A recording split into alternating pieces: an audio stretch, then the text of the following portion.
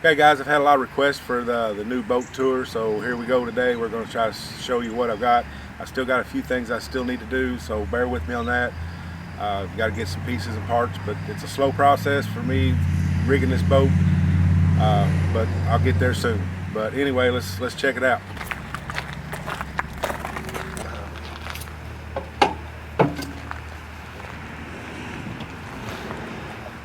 All right guys, come on aboard the fishing vessel Lisa Ann.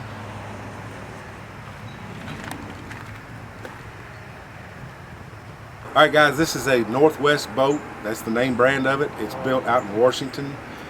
You don't get these boats around Kentucky too much. I feel real fortunate to get this boat.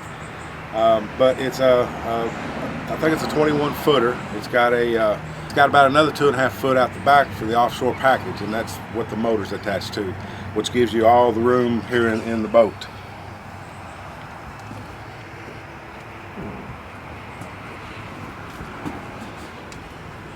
All right, of course the helm, I've kind of showed the helm a little bit here, but here, we'll start back here in the back. We've got an 8 horsepower Yamaha kicker motor. I'm going to use that on the Mississippi River a little bit for bumping down the river. Most guys use their trolling motor, but this boat is so heavy, I'm not sure that the trolling motor is going to work. So we're going to test this thing out on doing some bumping this year. But here's the live wells. Got 2 of them. Now they're not going to hold a lot of big fish, but I figure I'm going to use it for bait. And I have created a live tank to go in the bottom here, and that's what these devices here are for. This is going to be my drain, this is my overflow, and this is my fill. And of course we can recirculate it, we can empty it, and we can fill it. I just installed this yesterday and I'm still working on it, but that's some of the pieces I still need to get, but that's kind of what it is. It's a pump apparatus so that I can make this tank portable in and out, because the boat, even though it is big, it's still, when you get 2 or 3 coolers in here and a few bodies, it does take up some of the room. But for the way I fish normally with by myself, me and Lisa, it's a perfect boat. Well, here's all the battery compartments and battery chargers and other pumps, Bill's pumps and things. And then this one right here is just more storage, but I've got a battery back in there, and its sole purpose is to run this HDS 12 that I've got here. They take a little bit of juice, so I dedicated one battery for it by itself. Of course, we've got compartments in the floor. Don't know what I'm going to do with them yet. They're still kind of dirty. This is my transducer for this lowrance. And the way the bottom of this boat is built at such a pitch, there's no place to attach this, so I'm going to have to get a piece welded onto the bottom of the boat to attach this. So these are useless at this point, but we're close. And like I say, I just need a little bit of time. It's got a Yamaha 150 4-stroke. Both these motors are 4 strokes. I don't think it's propped properly. I'm only getting about 35 miles an hour out of this boat.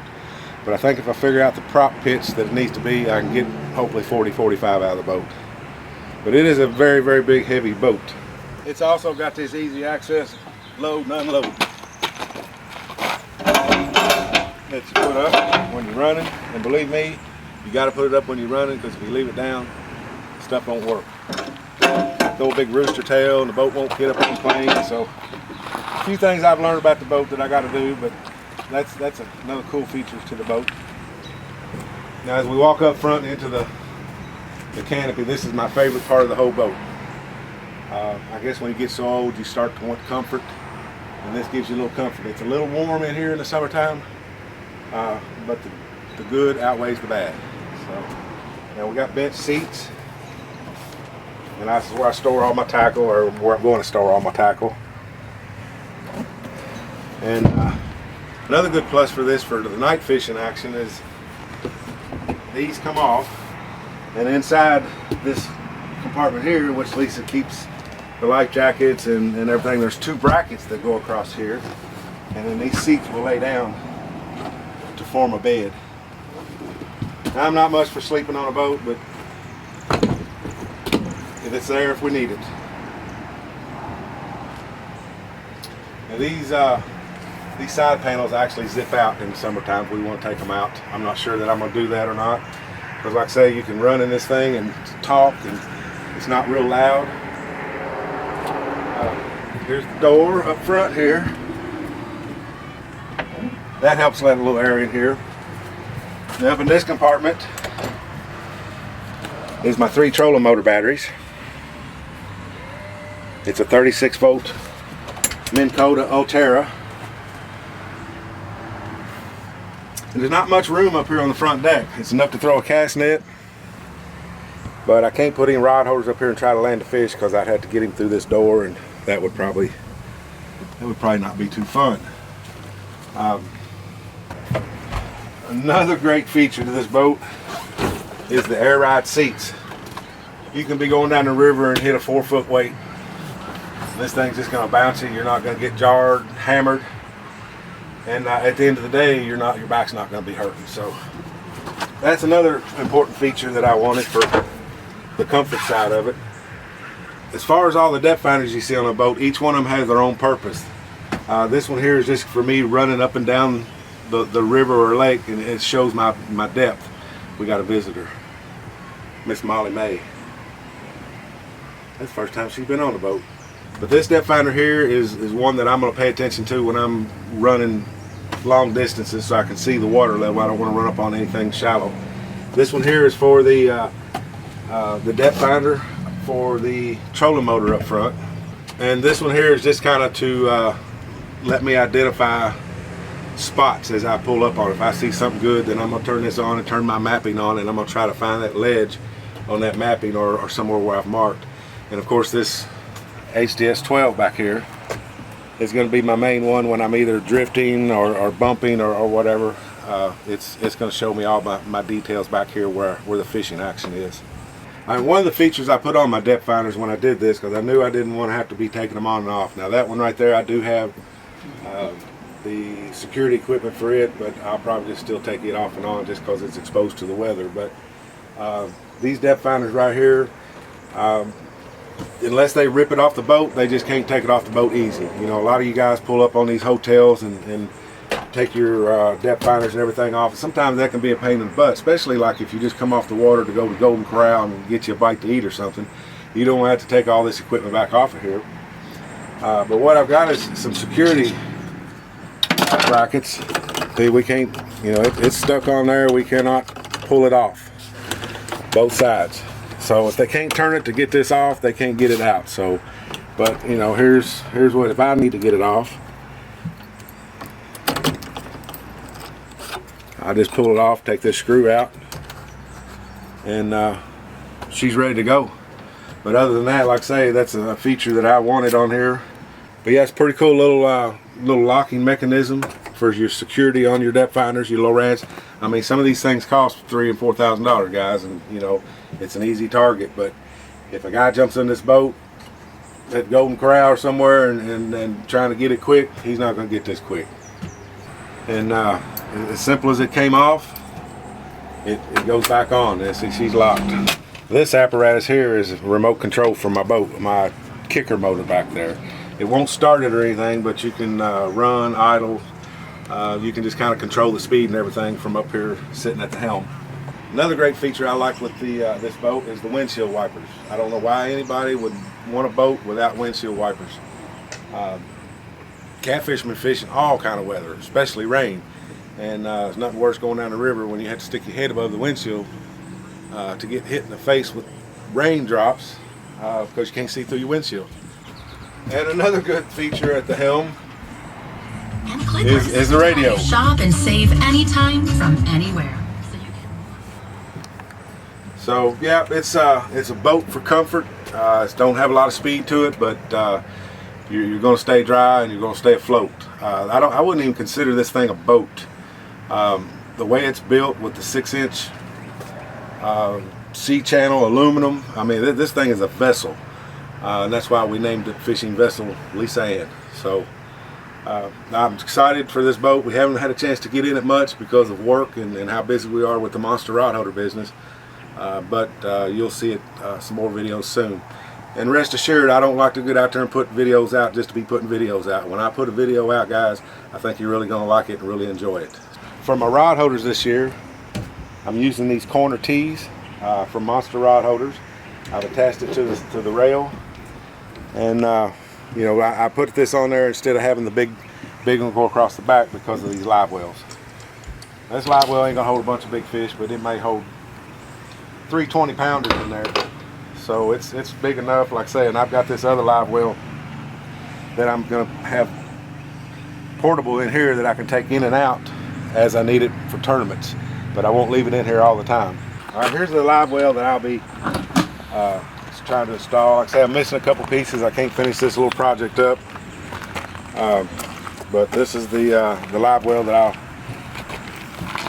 be using. I'm using these quick disconnects.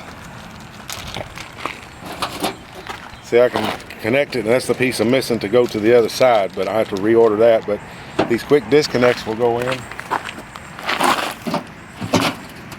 and then I'll hook it to this deal on the boat, and we're ready to go. And then when I don't need the unit of stuff anymore, I pull it back out, throw everything back in there. It's light enough I can pick it up out of there, and we're good to go. So I'll show a little bit more of that about this as I get it completed. But this goes all with that pump system that I showed you a while ago.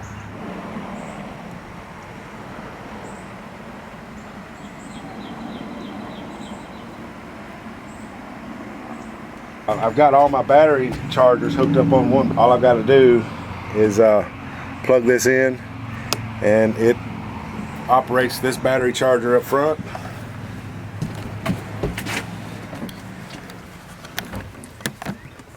Which is charging these 3 batteries.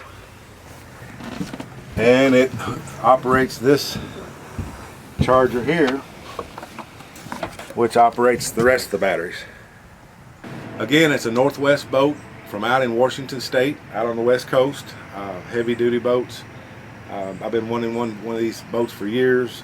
Finally got it, and very, very proud of what we got, and can't wait to fish out of it some more, especially some tournaments. We're going to get into a few tournaments this year again. So, but now we do have it set up for night fishing too. I don't know if I explained that or not, but we've got the 2 nights light back here. I never did like night fishing, simply because I couldn't see anything. I just, you know, you go out there and it's just dark. When you catch the fish, you really can't see the fish. You can't get it on film. You can't get camera. So we put these deck lights up, and it just shines everything within probably 20 foot around me. And on the front of the boat, I have installed 2 headlights so we can see where we're going down the river. All right, here's the headlights I was telling you about. We've got 2 real nice heavy duty work lights. They don't shine too far up front, but just enough to see that I don't hit a log while I'm rolling. That's all I'm really worried about. But yeah, we're going to do a little bit of night fishing this year, and see how that works. Like today it must be 95 degrees out here, and I'm sweating. But like I say, that will be the drawback of this in the summertime. But when we fish in bad weather, we're gonna love this. Ain't gonna worry about the heat. But as long as you kind of stay here, this is where I fish. I just kind of kick back here and wait for stuff to happen. Unless I'm bumping, then I'm doing something else. But this is where I'll be. And like I say, you can't really feel the heat from here. You feel all this open air, but you're still a little bit shaded. So, all right, like I say, if you have any questions, leave them in the comments below, and I'll try to get to them. If I missed anything, I do apologize. It's got washdown pump too. I forgot to mention that.